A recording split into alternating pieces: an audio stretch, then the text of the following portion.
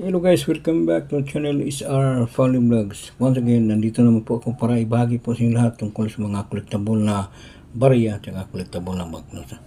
So sa mga kagrupo, shout out Luzon, Visayas, Mindanao, mga Bisaya, salamat sa inyong palaging panonood. No? Si Sir Isar ay patuloy po kaming bumibili ng mga old paper banknote. No?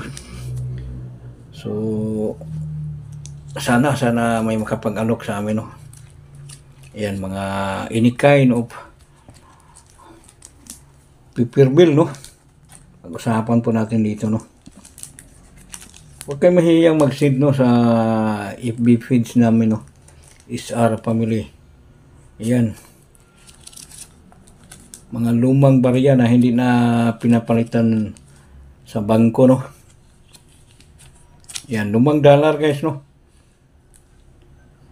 Walang punit, no? Ayan. Yung hindi na pinapalitan sa bangko.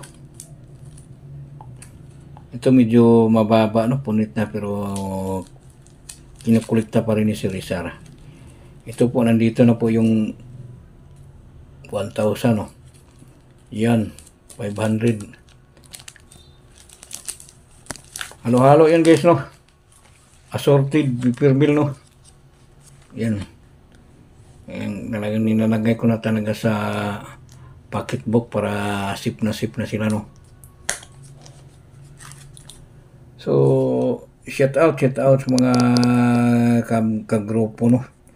Lalo kay Sir Angelo, no. Shout out po, sir, by Dekada TV. Sana palagi na silang magtitiwala sa channel natin, no? Kahit binabas tayo sa mga viewers, no? Hindi nila naintindihan kasi. So okay lang yun, okay lang, walang problema, hindi naman tayo magagalit yung mga ganyan. At least para po tayo matcha-challenge at para din sila madagdagan yung kalaman nila. So yan na po, no? So thank you very much. Makinig kayong mabuti, always kami bumibili. Ang priority namin USPI coin, any kind of USPI coin, 1945 pababa, no.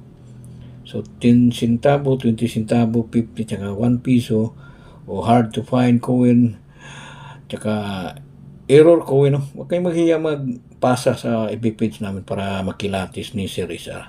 Yun lang po. Thank you very much. Bye bye.